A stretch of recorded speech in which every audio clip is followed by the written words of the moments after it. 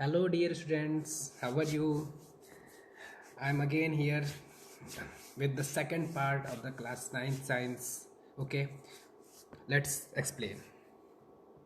तो देखिए बच्चों, पहला पार्ट मैंने आपको पढ़ा चुक दिया था मैंने, और उसका आज ये सेकंड पार्ट है जो पहला लेसन था। और मैंने आपको उसमें मैटर के बारे में बता रखा था, ठीक है ना, कि मैटर क्या होता है, मतलब कि पदार्थ क्या होता है। तो पदार्थ हम लोग उसमें जान चुके थे कि कोई भी ऐसी चीज़ जो स्थान घेरती हो, जिसमें द्रव्यमान हो, उसको हम लोग पदार्थ कहते हैं। तो आज के टॉपिक में हम जो पदार्थ का जो स्टेट है ना, मतलब कोई भी पदार्थ है वो किन रूपों में पाया जाता है, उसका जो भौतिक स्वरूप होता है ना, वो कौन कौन से होते हैं, ठीक है, यानी भौतिक तरीके से वो कितने रूपों में पाया जाता है, उसके बारे में पढ़ेंगे। तो बच्चों, जो पदार्थ हैं उनकी मुख्यतः भौतिक रूप से 3 अवस्थाएं होती हैं। हालांकि आजकल नई नई थ्योरी आ रही हैं, कहीं 4 अवस्थाएं, कहीं 5 अवस्थाएं भी आ जा रही हैं। लेकिन जैसा मैं हमेशा आपको बताता हूँ, मैं आपको आपके क्लास से ही समझाऊंगा। मैं अभी बिल्कुल कहने वाला नहीं हूँ कि जो पदार्थ है वो 5 प्रकार के होते हैं कि 6 प्रकार के होते हैं। अभी हम आपके क्लास के हिसाब से ही चलेंगे। तो आपके क्लास से ये कहता है, एनसीईआरटी ये कहता है कि जो पदार्थ है ना वो 3 प्रकार के होते हैं। कौन कौन से? सॉलिड मतलब ठोस, लिक्विड मतलब द्रव, और गैस। ठीक है, तो पदार्थ की 3 अवस्थाएं होती हैं, ठोस, द्रव और गैस। तो इनके बारे में हम लोग जानेंगे, किसको हम लोग ठोस कहेंगे, किसको हम लोग गैस कहेंगे, किसको हम लोग द्रव कहेंगे। जानते आप भी होंगे, लेकिन आज हम एक सिस्टमेटिक ढंग से जानेंगे कि आप किसी को बता सके कि हाँ, इसे हम लोग ठोस कहते हैं, इसे हम लोग द्रव कहते हैं, और इसे हम लोग गैस कहते हैं। ठीक है, अब इसमें भी ध्यान दीजिए, मैं आपको केवल ठोस के बारे में ही बताऊंगा और समझाऊंगा, जिससे कि आप लोग द्रव का और गैस का अपने आप ही जो है परिभाषाएं बना लेंगे। उसके जो है जो भी लक्षण हैं वो आप अपने आप ही चुन लेंगे कि कौन कौन से उसके लक्षण होने चाहिए। तो अभी हम बात करते हैं इनके पहले लक्षण के बारे में।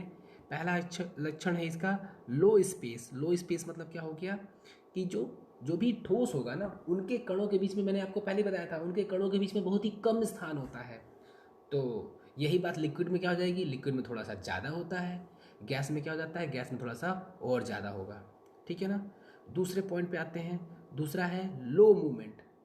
लो मूवमेंट मतलब मैंने बताया था फिर ये भी पहले वाले पार्ट में कि जो सॉलिड है ना, यानी जो ठोस है, उनके जो कण है ना, उनके कण कण की गति काफ़ी कम होती है, ना के बराबर होती है। वो अपने ही जगह पे रह के जो है कंपन करते रहते हैं। तो अगर जो इसमें कम होती है तो लिक्विड में क्या हो जाएगा, मतलब द्रव में क्या होगा, ज़्यादा हो जाएगा। और गैस में जो उनके गति होगी, गैस में तो बहुत ज़्यादा हो जाएगा। तो देख रहे हैं ना, एक हम लोग केवल ठोस का पता करेंगे और द्रव और गैस का तो अपने आप ही निकाल ले जाएंगे कि हाँ उसके क्या गुण होने चाहिए। अब आते हैं तीसरे गुण पे। तीसरा क्या है?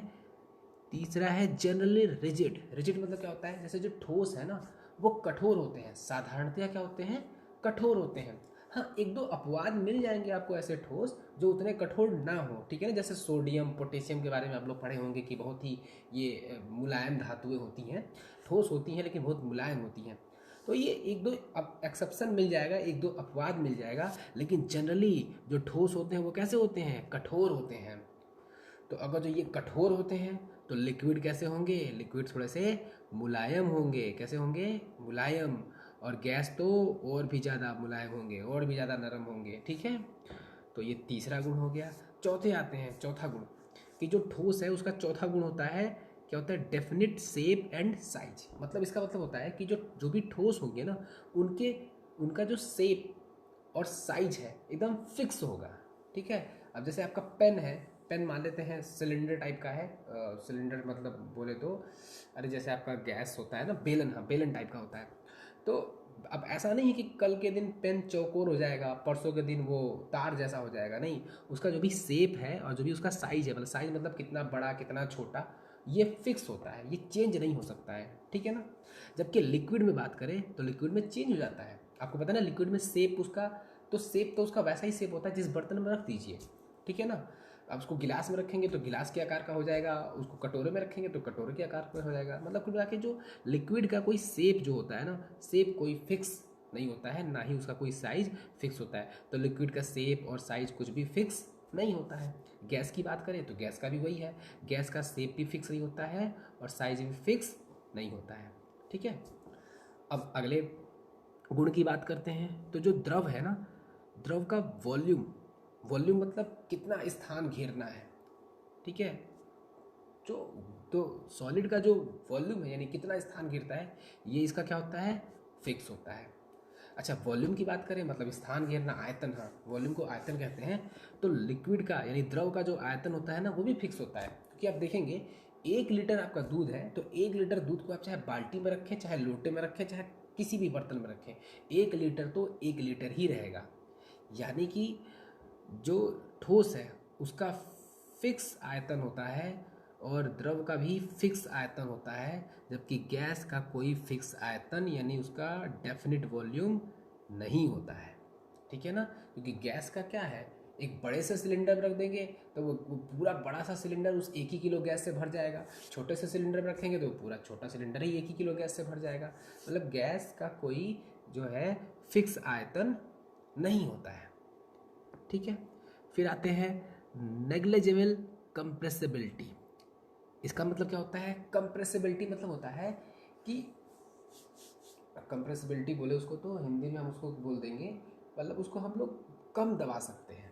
ठीक है ना, उसको हम लोग कंप्रेस मतलब क्या होता है कि कोई बड़ी जैसे रुई है, रुई समझते हैं ना, रुई है, उसको आप दबा के उसको छोटी सी जगह में उसको इकट्ठा कर देते हैं। ठीक है ना, उसी को हम लोग बोलते हैं कंप्रेस कर देना। ठीक है, तो जो सॉलिड है ना, हम इसको जनरली कंप्रेस नहीं कर पाते हैं। अब आप ही सोचिए, एक लकड़ी का गुटका है तो उसको आप कितना छोटा कर लेंगे दबा के, नहीं हो पाएगा।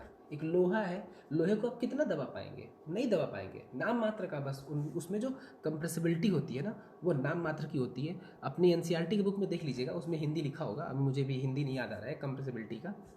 तो देखिए, उसके बाद से द्रव है ना, द्रव को थोड़ा सा कंप्रेस कर सकते हैं, मतलब थोड़ा सा दबा सकते हैं, ज़्यादा नहीं, द्रव को वो थोड़ा सा। और गैस को तो बहुत ज़्यादा कंप्रेस कर सकते हैं। आप देखते ही हैं, जो आपका जो एलपीजी सिलेंडर होता है उसमें कितना सारा गैस होता है और उसी छोटे से सिलेंडर में भर दिया गया रहता है।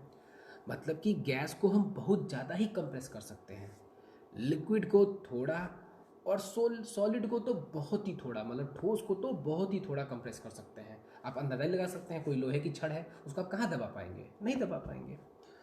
तो बच्चों, ये हो गया हमारा इनके गुण। और एक गुण इसका और बचा हुआ है, उस गुण को भी देख लेते हैं। लास्ट वाला है, वो क्या है, get brake on applying force. अच्छा, तो इसके बारे में आते हैं। तो बच्चों देखिए, जो सॉलिड है ना, सॉलिड मतलब ठोस, उस पर अगर जो आप फोर्स अप्लाई करेंगे, मतलब बल लगा के उसको तोड़ सकते हैं, वो टूट जाएगा। जबकि यही काम आप लोग द्रव में या गैस में नहीं कर सकते हैं। यानी द्रव में या गैस में हम बल लगा के उसको तोड़ नहीं सकते हैं। ठीक है ना, यानी ये भंगूर नहीं होते हैं।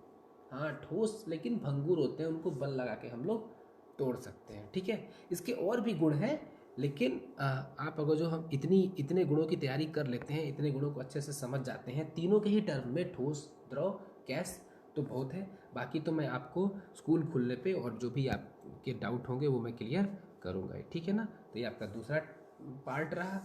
अब तीसरा पार्ट भी जल्दी ही